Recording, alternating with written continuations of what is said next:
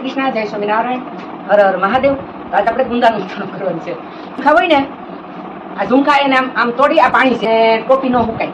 જો આ ટોપી હુકાઈ જાય ને તો ગુંદુ આખું વર સારું ન રહે. આ ખાટું પાણી, કેરીનું આઠું આપણે કરીને એનું તો ખાટું પાણી છે.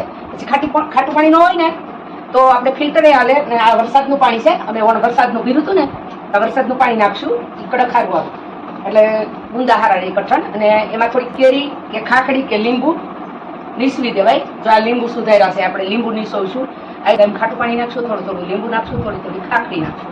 એટલે આખું વરસ મોળિયા ગુંદા હારા રહે. અમારે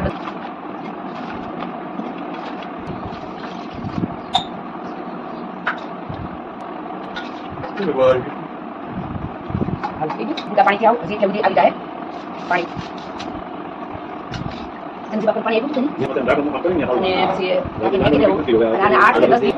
હાલો તો આવજો બધા. જય શ્રી કૃષ્ણ, જય સ્વામિનારાયણ, હર હર મહાદેવ.